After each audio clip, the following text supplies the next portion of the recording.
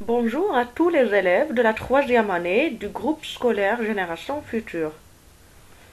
J'espère que vous allez bien. Je suis très contente de vous retrouver encore une fois dans cette vidéo. Aujourd'hui, nous allons voir une nouvelle leçon d'orthographe. Les accents sur la lettre E. Pour réussir cette leçon, vous devez atteindre les objectifs suivants. Premièrement, connaître les types d'accents sur la lettre E. Deuxièmement, savoir prononcer les différents accents sur la lettre E. Et troisièmement, savoir utiliser les accents sur la lettre E. Tout d'abord, il faut comprendre qu'est-ce que c'est qu'un accent. Pour savoir, voyons ces exemples. Regardez attentivement ces images. La première représente quoi? Le blé. Très bien. Et la deuxième, c'est quoi? C'est une chèvre. Bravo. Et qu'est-ce que vous voyez sur la troisième image? C'est la tête d'un petit garçon. Alors on écrit tête. Je crois que vous avez remarqué que ces mots ne sont pas écrits correctement. Alors, qu'est-ce qu'il manque dans ces mots? Les accents. Très bien. Mais sur quelle lettre il faut mettre l'accent? Sur la lettre E. Bravo. Maintenant, pausez la vidéo. Prenez les ardoises ou des feuilles de brouillon et mettez les accents qui conviennent. Pour le premier mot, on doit mettre un accent sur le E final.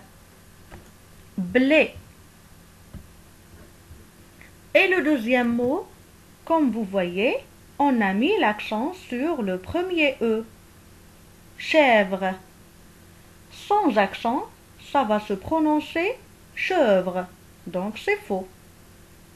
Et le troisième mot, on a mis l'accent sur le premier E pour avoir le son et tête.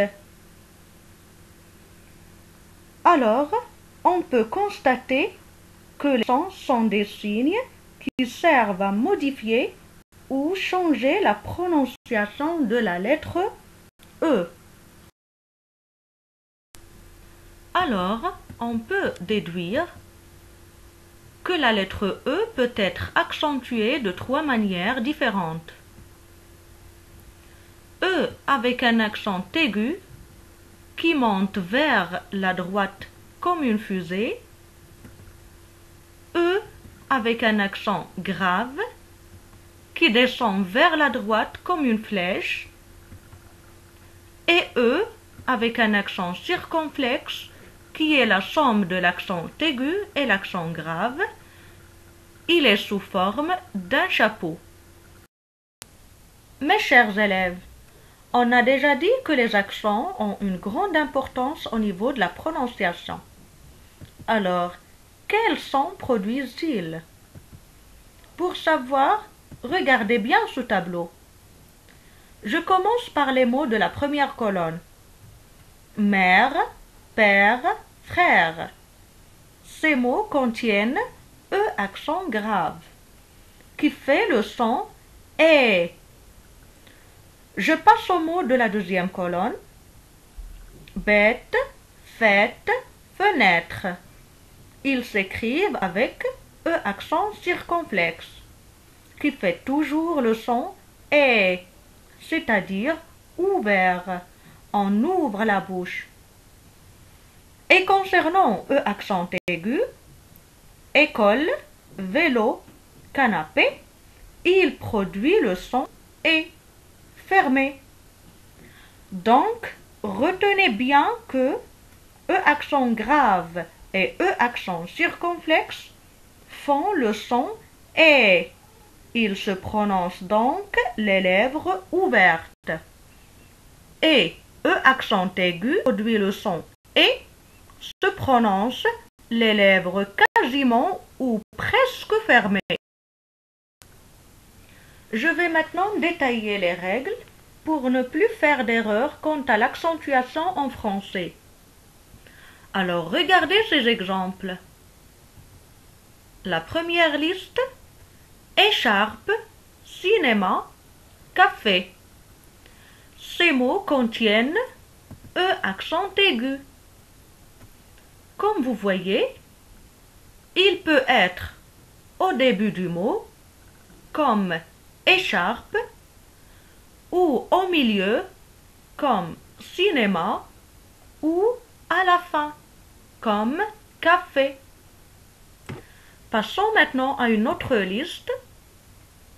Rivière, flèche, matière. Ces mots s'écrivent avec E accent grave. Comme vous voyez, il se trouve toujours au milieu du mot. On ne le trouve jamais ni au début, ni à la fin. Et la dernière liste: être, forêt, pêche. Ces mots s'écrivent avec E accent circonflexe. Comme vous voyez, il peut se trouver au début ou au milieu du mot.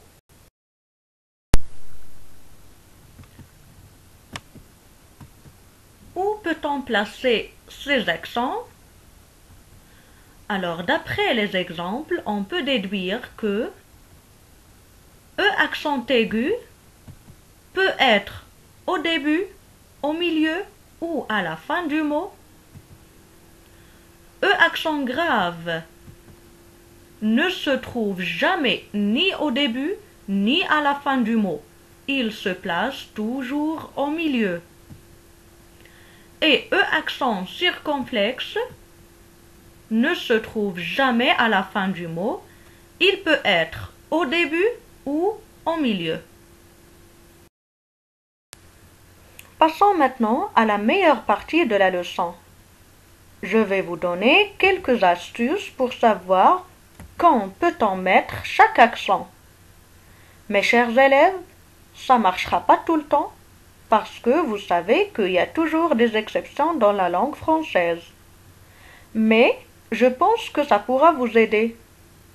Allez-y, on commence maintenant.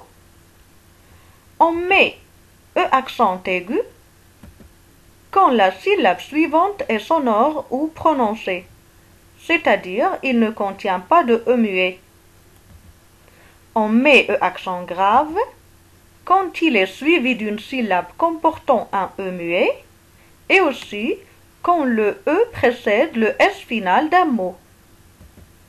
Et on utilise E accent circonflexe pour certains mots qui ont perdu une lettre avec le temps. Donc, c'est un signe qui a remplacé une lettre disparue. Par exemple, la fête s'écrivait la feste.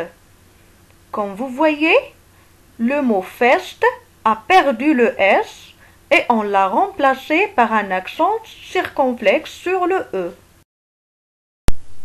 Voilà quelques exemples pour bien comprendre toutes les astuces et les règles qu'on a citées. Pour l'accent aigu, retenez bien deux règles. La première, c'est si le mot commence ou se termine par le son « et », il faut mettre l'accent aigu, car on ne met jamais l'accent grave ni au début ni à la fin du mot. Par exemple, écureuil, étudiant. Comme vous voyez, le « et » se trouve au début.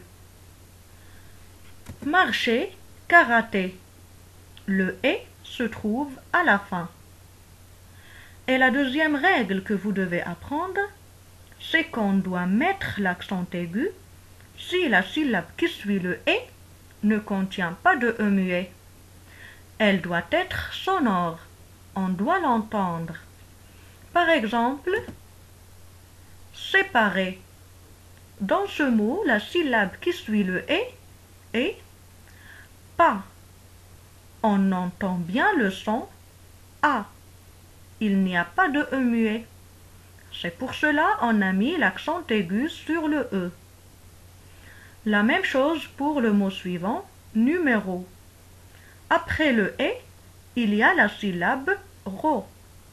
On entend bien le son O, donc cette syllabe n'est pas muette. Maintenant, regardez bien le mot présent. La syllabe qui suit le E contient E. Mais est-ce qu'il est muet? Non, parce qu'il y a N après E. Et on sait déjà que E, N, produit le son en. Donc, ce n'est pas muet. C'est pour cela on a mis l'accent aigu. Et pour l'accent grave, vous avez aussi deux règles à apprendre. La première, si la syllabe qui suit le E contient un E muet, on doit mettre un accent grave. Comme par exemple le mot vipère. La syllabe qui suit le E est R. Est-ce qu'on prononce le E dans cette syllabe? Non, il est muet. C'est pour cela on a mis l'accent grave. Et la même chose pour règle et fidèle. Et la deuxième règle que vous devez apprendre, c'est qu'on met toujours l'accent grave sur le E qui précède le S final d'un mot. Par exemple, après, très, près, succès. Mais attention, c'est complètement différent du pluriel. Là, je parle pas des mots qui sont au pluriel. Je parle des mots qui sont naturellement avec un S au singulier. Et à la fin, on va faire une petite comparaison entre l'accent aigu et l'accent grave. Regardez attentivement ces mots.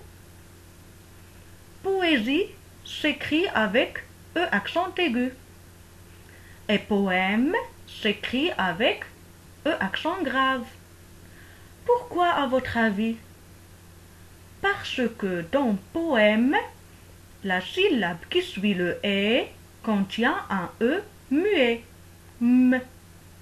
Il ne se prononce pas. Et dans poésie, la syllabe qui suit E est sonore. Il contient le son I. La même chose pour compléter et complète.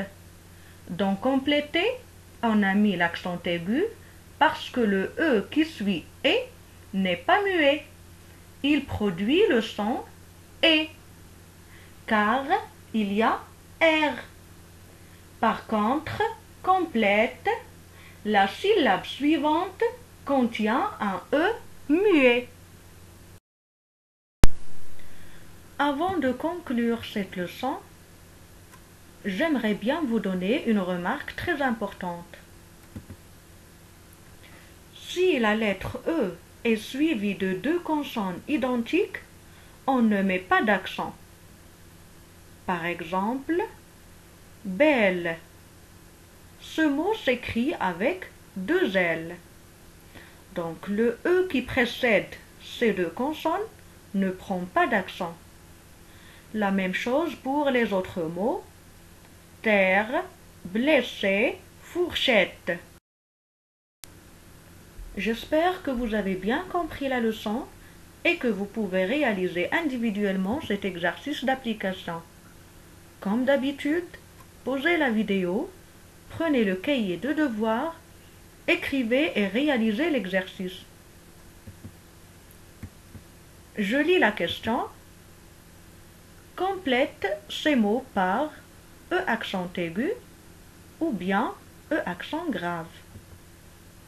Lumière, préparer, accès, étoile, clé, élève. Si vous avez terminé, prenez le stylo vert pour faire la correction. Le premier mot s'écrit avec E accent grave. Lumière. Parce qu'il est suivi d'une syllabe qui contient E muet. Le mot suivant, préparer, il s'écrit avec E accent aigu. Parce que la syllabe suivante ne contient pas de E muet. On entend bien le son A dans pas.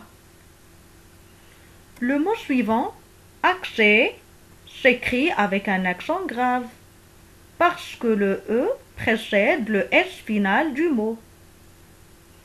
Pour le mot suivant, étoile, s'écrit avec un accent aigu, parce que le E se trouve au début du mot. Et pour le mot clé, on a mis l'accent aigu, car le E se trouve à la fin du mot.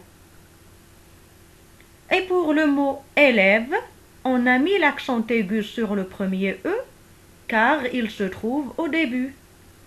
Et on a mis l'accent grave sur le deuxième E, parce qu'il est suivi d'une syllabe qui contient E muet. J'espère que vous avez bien compris la leçon. Si vous avez des questions, n'hésitez pas à nous contacter sur la plateforme de l'école. Bon courage, restons confinés et à très bientôt.